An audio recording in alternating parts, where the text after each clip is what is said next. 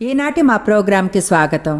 ఈరోజు ఒక సింపుల్ ఉపదేశం ఇస్తాను. అది మీ జీవితంలో ఎంతో మార్పును తీసుకొస్తుంది. వదిలి వేయకండి. ఆశ్చర్యం, మీరు జీవితంలో ఏమేమి చేయగలరో ఒకవేళ ఎన్నడూ వదిలివేయడానికి తిరస్కరిస్తే. బైబిల్ చెప్తుంది, మేలు చేయటం యందు అలవకండి, తగ్గ కాలంలో మీరు పంటను కోస్తారు అని. దేవుడు బహుమానం ఇస్తాడు. అయితే మీరు నిర్ణయం చేసుకోవాలి, ఎన్నడూ మీరు వదిలేయమని. ప్లీజ్ ట్యూన్లో ఉండి దేవుడు మీరు దుఃఖాన్ని, ఒంటరితనాన్ని జయించడానికి ఎలా కోరుకుంటాడో చెప్తాను. చూడు, ఒంటరిగా ఉన్నాను, ఒంటరిగా ఉండి అలసిపోయాను. తెలుసా, అంతకంటే హీనమైనవి చెప్పగలను. ఆమేన్. అయితే ఏదో 18 ఏళ్ళప్పుడు ఇతన్ని పెళ్ళి చేసుకున్న అతనికి పని చేయడం ఇష్టం లేదు. పని చేయాలి కనుక నేను చేయసాగాను. అతను జాబ్ కోసం చేశాడు. అతని పని అదే, అతనికి ఎన్నడూ దొరకని జాబ్ కోసం. అయితే పాతకారుల బిజినెస్లో మాత్రం గందరగోళం చేశాడు. గతంలో వారి సొంతం అంటాం. అయితే గతంలో వాటిని వాడుకున్నారు. 2 సార్లు ఇతర రాష్ట్రాల్లో జాబ్స్ వచ్చాయి. ఒకసారి న్యూ మెక్సికోలో. నాకు 18 ఏళ్ళు. మేము న్యూ మెక్సికోకి వెళ్ళాం. అక్కడ చిన్న ఆఫీస్లో నాకు జాబ్ వచ్చింది. అతనికి పాత కార్ల సేల్స్మెన్గా అక్కడ 30 రోజులు ఉన్నాం. ఒకరోజు అతని ఇంటికి రాలేదు, తర్వాత రాలేదు, మళ్ళీ రాలేదు. చివరికి అనుకున్నా, వదిలేసి వెళ్ళిపోయాడు.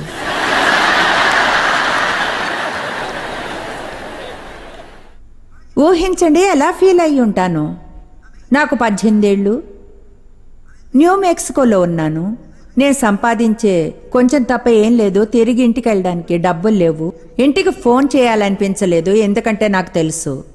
అంతేకాదు, మా తండ్రి ఇలాంటి విషయాలు చెప్పాడు, నువ్వు కొంచెం ఆగు, ఏదో ఒక రోజు చూడు తిరిగి వస్తావు, నా అవసరం వస్తుంది, రావాల్సిందే. నేను ఏదైనా వద్దు అనుకుంటే అది ఎవరి అవసరం వద్దనే. ఎంత ఒంటరిగా ఫీల్ అయ్యానో గుర్తుంది. నేను ఒక చిన్న హోటల్ రూమ్లో ఉండేదాన్ని. తినడం తప్ప వేరే ఏ పని లేదు. ఇది అతిశయం కాదు. 30 రోజుల్లో 30 కేజీలు పెరిగాను. ఎందుకంటే ఎప్పుడు తినడమే, తినడం. అంత దుఃఖంలో ఉండడం నాకు గుర్తుంది. సరే, అతన్ని పెళ్లి చేసుకుని 5 ఏళ్ళు ఉన్నాను. చివరిలో నేను గర్భవతినయ్యా. అప్పుడే అతను నన్ను వదిలి వెళ్ళిపోయాడు. ఆ బిడ్డ తంద కాదన్నాడు. అది పచ్చి అబద్ధం. ఇద్దరం కలిసి ఉన్న 2 బ్లాక్ల అవతలు ఉండేవాడు ఇంకొక స్త్రీతో. నేను రోజు ఆఫీస్కి వెళ్ళేప్పుడు నేను అతను ఆమెతో ఉన్న చోటు నుంచే వెళ్ళేదాన్ని. చివరికి నేను ఆఫీసు వదిలివేయాల్సి వచ్చింది. నాకు ఫ్రెండ్స్ ఎవరూ లేరు, ఒకరు కూడా. చెప్తున్నాను, ఒంటరిగా ఫీల్ అవడం అంటే ఏమిటో తెలుసు. వదిలివేయబడ్డం అంటే నాకు తెలిసి ఎలా ఫీల్ అవుతామో. జీవితం చెత్త కుప్పలా అయితే ఎప్పటికైనా ఏమైనా మంచి జరుగుతుందా అని ఆశ్చర్యపోతాం. గాయపడుతుంటే ఎలా ఫీల్ అవుతామో తెలుసు. నేను సజీవ సాక్ష్యం దాన్ని జయించగలమనడానికి. కమాన్, మీరు అలా ఉండక్కర్లేదు. మీరు ఆ దోన్లోంచి బయటికి రావాలంటే నీళ్ళ మీద ఎలా నడవాలో తెలుసుకోండి. నా గతం కంటే మీరు మంచిగా ఉన్నారు, ఎందుకంటే నాకెవరూ చెప్పేవారు లేరప్పుడు. మీకిప్పుడు చెప్తుంది, నాకేమీ తెలియదు, నిరీక్షణ అనేదే లేదు. నాకెవరు హెల్ప్ చేసేవారు లేరు. నా హెయిర్ డ్రెస్సర్ నా జుట్టుని సెట్ చేసే ఆవిడ లోపలికి తీసుకెళ్ళింది. నేను గర్భవతిగా ఉన్న చివరి 3 వారాలు ఆమెతో ఉన్నాను. బిడ్డ పుట్టినప్పుడు నా భర్త మళ్ళీ వచ్చాడు. బిడ్డ అచ్చం అతనిలానే ఉన్నాడు కనుక కాదు అనలేకపోయాడు. ఎక్కడికి వెళ్ళాలో తెలీదు. వెళ్ళి కార్లో కూర్చున్నాం. ఎక్కడికి వెళ్ళాలి, ఇప్పుడు ఎక్కడికి వెళ్దాం, మాకంటూ ఓ ఇల్లు లేదు, ఏమీ లేదు. సరే, అతను తన బ్రదర్ చుట్టాలింటికి ఫోన్ చేశాడు. ఆమె క్రైస్తవురాలు కనుక సహాయం చేస్తుందని అనుకున్నాడు. అలాగే జరిగింది. ఆమె మమ్మల్ని తీసుకెళ్ళింది. కొంతకాలం అక్కడున్న తర్వాత మళ్ళీ రోడ్డు మీదకి వచ్చాం. 5 ఏళ్ళు ఆ ప్రశ్న చిహ్నంతోనే జీవించాను. ఒకసారి అతను కాలిఫోర్నియాలో వదిలి వెళ్తే ఒంటరిగా ఉన్నా కనుక వదిలివేయబడ్డం అంటే ఏమిటో నాకు తెలుసు. అది అప్పటి విషయం. అయితే ఇది ఇప్పటిది. సరే, ఇప్పుడు ఇక్కడ ఉన్నాను. ప్రపంచమంతటా సువార్తను బోధిస్తూ తిరుగుతున్నాను. కోట్లాది మంది ఫ్రెండ్స్ ఉన్నారు. నమ్మలేనంతగా దేవుడు ఆశీర్వదిస్తున్నాడు. కనుక చెప్తున్నాను, ఇప్పుడు మీరు దేని నుంచి వెళ్తున్నా సరే అది ముగిసేంత వరకు ముగియదు అని, అది ఇంకా ముగియలేదు.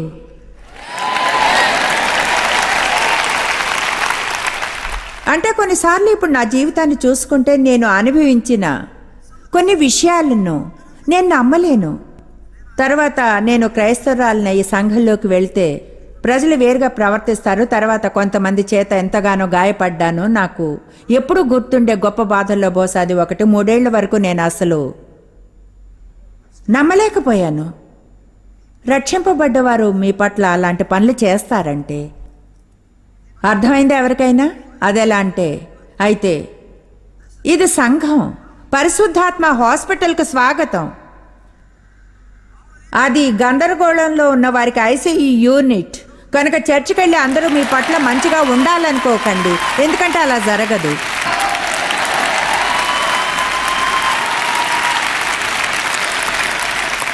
హల్లెలూయా. యేసును గుర్తు తెచ్చుకోండి. ఆయన గెస్సెమనే తోటలో ఉన్నప్పుడు ఆయన మనస్ఫూర్తిగా ప్రేమించిన వారే వదిలేసి వెళ్ళిపోయారు. మీరు ఎప్పుడైనా అలా చేశారా? సహాయం చేశారా? సహాయం. అయితే మీ జీవితంలో ఎప్పుడైనా అవసరం వస్తే వాళ్ళు తోడుగా ఉండకుంటే అది భరించలేని బాధ. మ్యాన్ అది బాధిస్తుంది. అదెలా అంటే, చూడు ఏమనంటే, నేను నీ జీవితంలో ఎంతో చేశాను.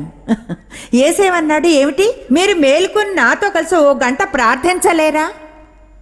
ఆయన శిలువ మీద ఉన్నప్పటి విషయం ఆయన అన్నాడు, నా దేవా నన్ను ఎందుకు విడిచిపెట్టావు? అయితే ఇప్పుడెక్కడున్నాడు? పరమున తండ్రి కుడి పార్శ్వాన కూర్చుని ఉన్నాడు ఆయన. ఆమేన్.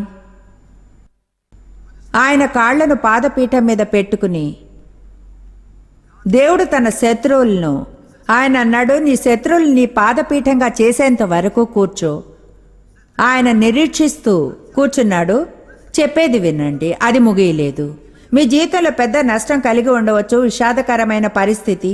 మీరు అన్యాయం నుంచి, అక్రమైన వాటి నుంచి వెళ్ళారేమో, బాల్యం చెడుగా ఉందేమో. అయితే దాన్ని విదిలించేసి ముందుకెళ్ళాలి. ఎందుకంటే ఇర్మియా చెప్తుంది, మీకై వేసిన పథకం ఆలోచనలు నాకు తెలుసు, మీ క్షేమాభివృద్ధి కొరకు చేసినవి, చివరికి మీకు మేలు చేయాలని. దేవుడు మీ జీవితంలో ఏం చేస్తాడో మీకు తెలియదు. చెప్పేది వినండి. టీవీ చూసేవారు కూడా ఊరికే కూర్చొని నిరాశపడి ఒత్తిడిలో దుఃఖపు ఆత్మని మీపై ఉండనీయకండి. దేవుడు మీ జీవితంలో ఏం చేస్తాడో మీకు తెలియదు. ఊరికే కూర్చుని ఎవరో వచ్చి మీకు ధైర్యం చెప్పాలని వెయిట్ చేయకండి. ధైర్యం తెచ్చుకోవాలి ప్రభువులో. గందరగోళాన్ని విదిలించి ఎక్కడికైనా వెళ్ళండి. స్నానం చేసి డ్రెస్ చేసుకుని బయటికెళ్ళి ఎక్కడైనా మంచి చోటు చూసి ఏదైనా చేయండి. ఆమేన్. ఏదో ఒకటి చేయండి. ఊరికే కూర్చుని చావు కోసం చూడకండి. ఆమేన్. మరణించే వరకు ఎందుకు కూర్చోవాలి? హల్లెలూయా.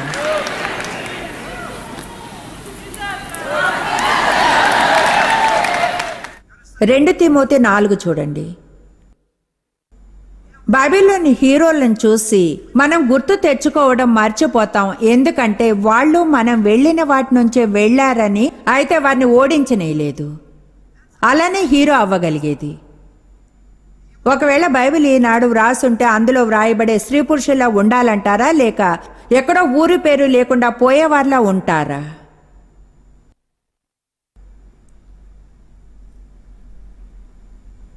రెండు తిమోతి 4:14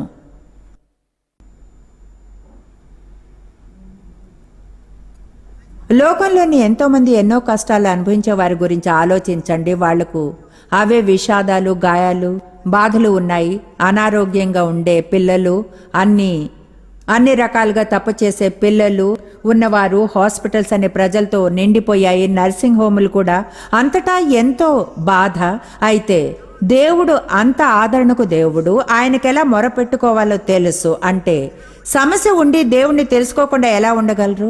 లోకమంతటా మీకున్న సమస్య లాంటివి ఉన్నవారే ఉన్నారు. దేవునికి మరపెట్టుకోవడం తెలియదు, వారికి నిరీక్షణ గురించి తెలియదు, విశ్వాసపు దృష్టితో ఎలా చూడాలో తెలియదు, నమ్మకం గురించి అర్థం చేసుకోరు. మీరు చూడని దాన్ని మీరు నమ్మగలరు, ఎందుకంటే ఆత్మీయ రాజ్యాలు మీ కొరకు అద్భుతాలు ఉన్నాయి.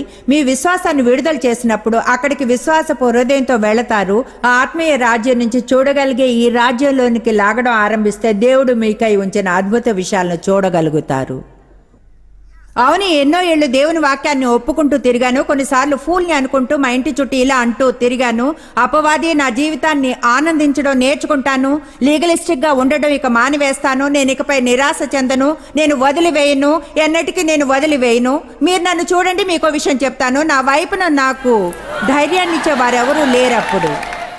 మా ఫ్యామిలీ ఉండేది, అయితే చాలా మంది నాకు వ్యతిరేకంగా ఉండేవారు. అందరూ మీకు ధైర్యాన్ని ఇవ్వడం లేదని వదిలేయకండి.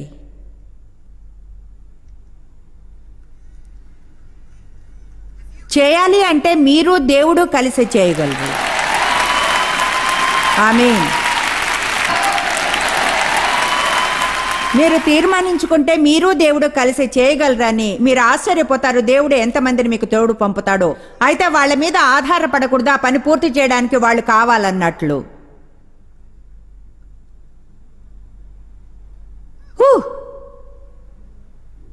అనుకున్న దానికంటే బాగా సంతోషంగా ఉంది.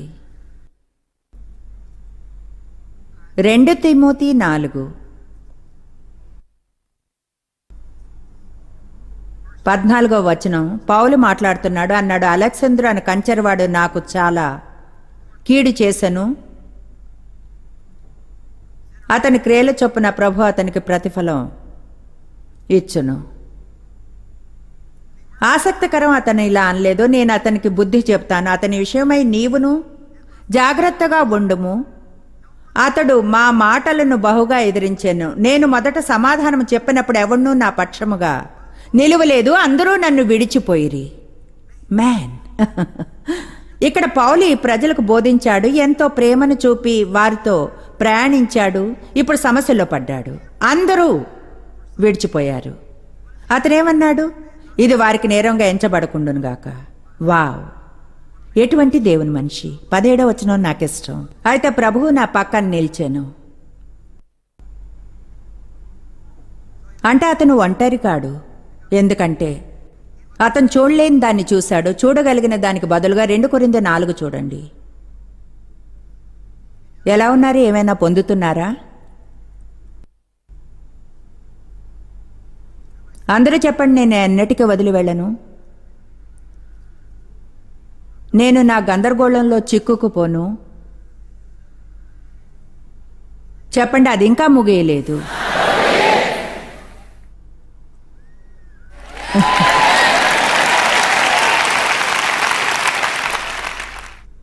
కొంతమంది రోజు ఇక్కడికి రావాల్సి వచ్చింది, మీ నిప్పుని ఇంకొంచెం రాజేస్తాను. కొన్నిసార్లు నిప్పు ఆరిపోతున్నట్లు అనిపిస్తుంది. ఎవరైనా వచ్చి పరిశుద్ధాత్మ గాలిని మళ్ళీ ఊది మంటను పెంచాలి. 8వ వచనం ఆరంభం నాకు ఇష్టం, అది చూద్దాం.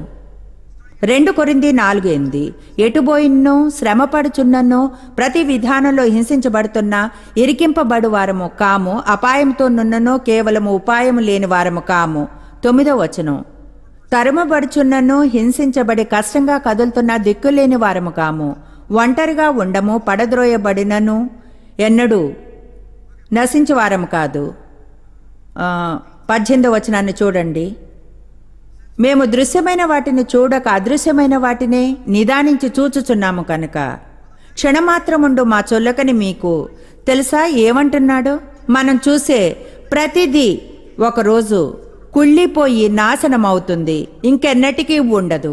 మనం కళ్ళతో చూసే దాని మీద మనం ఎక్కువ గమనం ఉంచడం మానివేయాలి. విశ్వాసపు దృష్టితో ఎక్కువగా చూడాలి. మిమ్మల్ని ఒక సహాయం కోరవచ్చా? ఇంకోసారి మీరు ఎప్పుడైనా నిరాశ చెందినా, నిరుత్సాహపడినా, ఒకవేళ వదిలివేయాలనుకున్నా కొన్ని నిమిషాలు మౌనంగా దేవుని సన్నిధిలోకి వెళ్ళి మనసుని మూసి హృదయంలో ఏముందో చూడండి. ఎందుకంటే మీరు క్రైస్తవులైతే, క్రీస్తు మీలో నివసిస్తుంటే, వాక్యాన్ని తెలుసుకుని ఉంటే నేను చెప్పగలను, మిమ్మల్ని దాని నుంచి తీసుకుని వెళ్ళేది ఏదో మీలో ఉంది. ఎప్పుడైనా మీ మనసు ఇలా అంటూ అదురుతుంటే నువ్వు పనికిరావు, ఓడిపోతావు, అంతా గందరగోళం చేశావు, నువ్వు ఆ పని అసలు చేయలేవు, ఒక్క నిమిషం మీ మనసును మూసానండి దేవా, దాని గురించి నువ్వేమంటావు? కమాన్, నేను అది చేశాను దేవా, నువ్వు దాని గురించి ఏమంటావు? ఆయన ఇలా అండం వింటారు, నువ్వు విలువైన దానివి, నా వద్ద నీకై మంచి పథకం ఉంది, నీకెంతో విలువ ఉంది, అవును తప్పులు చేశావు, అయితే నువ్వు వదిలి వెళ్ళనంత వరకు ఓడిపోవు. దేవుని వద్ద మీ జవాబులున్నాయి, అయితే మీరు ఆయన ఎలా వినాలో తెలుసుకుని అపవాది చెప్పే అబద్ధాలను వినడం మానాలి. మీరెవరి మాటలు వింటున్నారు? ఎవరి మాట వింటున్నారు? ఒక విషయం చెప్తాను, మనం వదిలి వెళ్ళిపోవాలనుకున్నప్పుడు అపవాది మాటలు వింటున్నాం. మనం నిరాశతో నిరుత్సాహపడుతుంటే ఎప్పుడు అదంతా అపవాది మాట వినడం వల్లనే. ఆమేన్. అపవాది మాటలు వినకండి, దేవుడు ఏమంటాడో అడగండి. ఆయన ఇలా అంటాడు, అది ముగియలేదు, నీ ముగింపు బాగుంటుంది.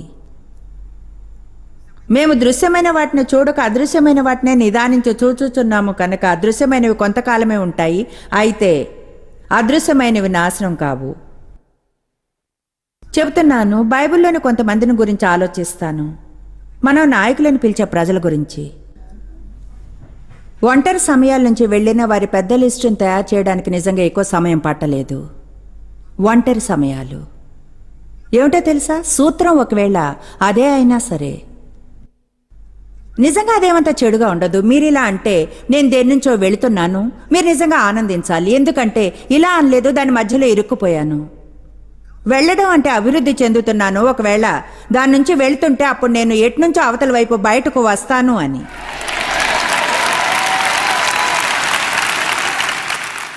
దాని గురించి ఎవరైనా అంటే ఆలోచించండి, ఎలా ఉన్నారో అనండి, దీని నుంచి వెళుతున్నా దాన్ని సంతోషపు విషయంగా చేయండి, నిరాశకు బదులుగా.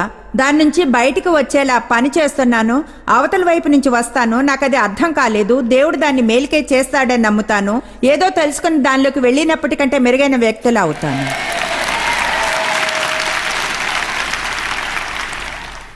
దేవుడు ప్రేమిస్తున్నాడని నమ్మితే దేవుని వద్ద మీకోసం మంచి పథకం ఉందని నమ్మాలి. ఆయన వద్ద మంచి పథకం ఉంది. విషయాలు తప్పకుండా మారతాయి, అవి ఇప్పుడున్నట్లుగా ఉండవు. దేవునితో వేళ్లాడుతూ ఏవి మారకుండా ఉండలేరు. చెప్పింది అర్థమైందా? అన్నాను, దేవునితో వేళ్లాడుతూ ఏమీ మారకుండా ఉండలేరు. మీరు మారుతున్నారు, మీ పరిస్థితులు మారుతున్నాయి, మీ ప్రార్థనలు పనిచేస్తున్నాయి, మీరు ఫలితాలను తప్పక చూస్తారు.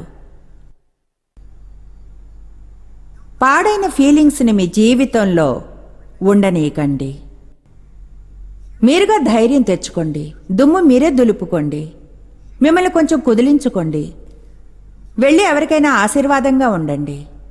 మీ ఆనందం ఎలా పెరుగుతుందో చూస్తే ఆశ్చర్యపోతారు ఎవరికైనా ఏమైనా చేసినప్పుడు. ఆమేన్. కొంతమందిని గురించి ఆలోచిద్దామా?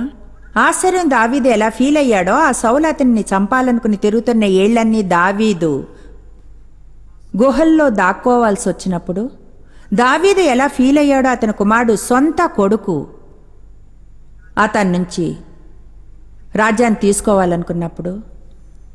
అంటే ఎవరైనా మీకు వ్యతిరేకంగా వచ్చి మీ పన్ని కోరడం ఒకటి, అదే మీ బిడ్డల్లో ఒకరైతే ఇంకొకటి. అబ్రహాం సంగతి ఏమిటి? ఇల్లు వదిలి వెళ్లాల్సి వచ్చినప్పుడు ఇలా చదువుతాం, దేవుడు అతనితో అన్నాడు, నీ తండ్రిని ఇంటిని ఇతర సౌకర్యాలను వదిలి నేను చూపించే చోటుకు వెళ్ళు. చదవడానికి చిన్న వాక్యమే, దాని గురించి ఆలోచించండి. అన్నిటినీ వదిలేసే, తెలిసినవన్నీ వదిలేయి, సౌకర్యంగా ఉన్నదంతా. ఇంకో విషయం, నువ్వు ఎక్కడికి వెళ్లాలో కూడా చెప్పను.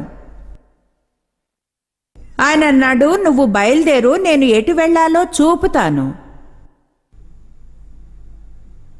దేవుని నుంచి వాగ్దానాన్ని పొందాడు, దాన్ని అతను చూడలేదు, అది అతని చేతిలో లేదు. అయితే అతను చూడలేని దాన్ని ఏదో నిజంగా చూశాడు. దాన్ని మళ్ళీ చెప్తాను. కొంతమంది మీ సమస్యలను చూస్తున్నారు, ఎంతగా వాటి వైపు చూస్తే అంత పెద్దగా అవుతాయి అవి. మీలోని లోపం మీద గమనం ఉంచినప్పుడు కూడా, నాకు చాలా పెద్ద నోరుంది, చెడు కోపం, లేనిది లేదు, అది లేదు, ఇది అది కాదు, ఇంకేదో, ఎంతగా దాని గురించి ఆలోచిస్తే అంతగా మాట్లాడతారు, అంతగా దాంతో కుస్తీ పడతారు, అంత పెద్ద దయ్యంలా అవుతుంది అది. దాన్ని దేవుని వైపుకి తిప్పి దేవుణ్ణి దేవునిగా ఉండనియండి. మీ జీవితంలో ఎవరికో హెల్ప్ చేస్తూ బిజీ అవుతారు, ఆ పనిని చేస్తున్నప్పుడు ఎవరినో తిరిగి చూసి అంటారు, వావ్, ఇప్పుడు నేను అలా చేయను. అప్పుడు మహిమ దేవునికే, ముందుగా ఆయనకు కావాల్సింది అదే. ఎంతమందికి అర్థమైంది? మీరు ఆనందించాలని యేసు మరణించాడు, అంతేకాని ఎప్పుడు అప్సెట్ అయి ఉండడానికి కాదు. చెప్పింది విన్నారా? మీరు ఆనందించాలని యేసు మరణించాడు, మీరు దేని గురించో అప్సెట్ అయి ఉండాలని కాదు. ఎప్పుడు పిల్లలతో నేను విసిగిపోయా, భర్తతో విసిగిపోయా, అతిశయపడుతాను, ఎందుకంటే నా దగ్గర డబ్బు లేదు, జాబ్ లేదు, ఇల్లంటే కోపం, ఏది నేను మంచిగా చేయలేను. న్యాన్యా ఆదివారం ఉదయం వస్తుంది, మేము ఇలాగే చర్చికి వెళ్తాం. చర్చ అయిపోయిన తర్వాత ఇలాగే ఇంటికి వెళ్తాం, వారమంతా పోట్లాడుకుంటూ ఉంటాం.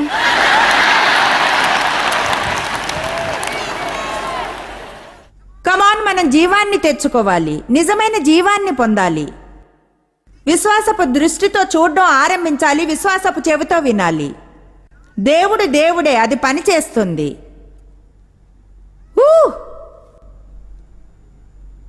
అందరికీ పిల్లలు ఉండి తనకు ఒకరైనా లేకపోవడం చూసినప్పుడు హన్నా ఎంతో ఒంటరిగా ఫీల్ అయి ఉంటుంది. చూడండి, మీరు దేని నుంచి వెళ్తున్నా దానికి ఉదాహరణగా మీకు బైబిల్లో ఎవరో ఒకరు తప్పకుండా కనిపిస్తూనే ఉంటారు. ఎస్తేరు సంగతి ఏమిటి? ఆమె ఒక యూదా పరిచారకురాలు. ఆమెకు ఎక్కువ వయసు ఉంది అనుకోను, నాకు ఏమో తెలీదు. నేను అనుకోవడం బహుశా అప్పుడు ఆమెకు 20 ఏళ్ళు ఉండవచ్చు, అయితే సరిగ్గా తెలీదు. ఖచ్చితంగా ఆమె జీవితానికి ఒక పథకం ఉంది. అయితే సడన్గా దేవుడు ఆ పథకాన్ని అడ్డుకుని ఆమెని ఏ యూదా పరిచారకురాలు ఇష్టపడిన స్థితిలో ఆమెను ఉంచాడు. అది ఎంతో నిరాశ, అపాయకరమైన పరిస్థితిలా అనిపించింది. ఆమె ఎంతో ఒంటరిగా ఫీల్ అయి ఉంటుంది. రూతు సంగతి ఏమిటి? ఆమెకు జరిగిన నష్టం, భర్త పోవడం, భర్త, సహోదరుడు, ఆమె మామగారు అందరూ ఒకే రోజున మరణించడం, తర్వాత ఆమె ఆడబిడ్డ తీసుకువెళ్ళడం, అనుకోకుండా 6 ఇద్దరుగా మిగలడం.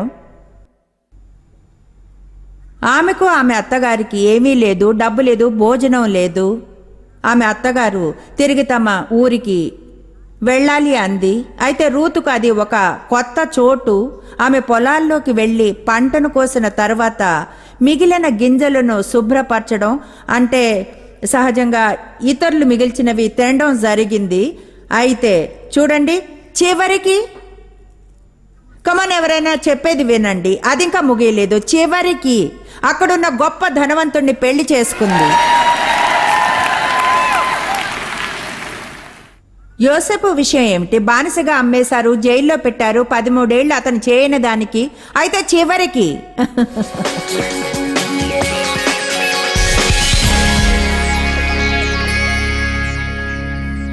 మీరు అర్థం చేసుకోండి, దేవుని వద్ద మీ జీవితం కొరకు మంచి పథకం ఉందని. మీరు బాధపడుతుంటే మీ జీవితంలో ఏదైనా నష్టం జరుగుంటే అనుకోవచ్చు, చూడు జోయిస్, దేవుని వద్ద నా కోసం మంచి పథకం ఉన్నట్లు లేదు అని. అయితే తెలుసా, ఉంది. ఆయన వాక్యం చెప్తుంది ఉందని. ఆయన ఎప్పుడూ సత్యమే చెబుతాడు. ఆయన విశ్వాసపరుడు. ఒంటరిగా కూర్చుని గాయపడనక్కర్లేదు. మీరు దేవుని వద్ద మీకోసం ప్రత్యేకమైంది ఉంది. జాయస్ మేయర్ మినిస్ట్రీస్ లో మీరు మాకెంతో ముఖ్యులు. మిమ్మల్ని అభినందిస్తున్నాం. మా ఫ్రెండ్స్ కి, పార్ట్నర్స్ కి థ్యాంక్స్. ప్రపంచవ్యాప్త పరిచర్యను సాధ్యమయ్యేలా చేసినందుకు. అందరం కలిసి ఆకలితో ఉన్న వారికి భోజనం పెడుతున్నాం, బీదవారికి బట్టలు ఇస్తున్నాం, ప్రజలకి సువార్తను అందిస్తున్నాం. మమ్మల్ని సంప్రదించండి, లేదా ఈ రోజే jmmindia.org చూడండి. మీ ప్రార్థనా అవసరతలను పంచుకోవడానికి, జాయస్ సభల షెడ్యూల్ను చూడడానికి మరియు మాతో పార్ట్నర్స్ కావడానికి, ప్రపంచమంతటా క్రీస్తు ప్రేమను పంచుకోవడానికి.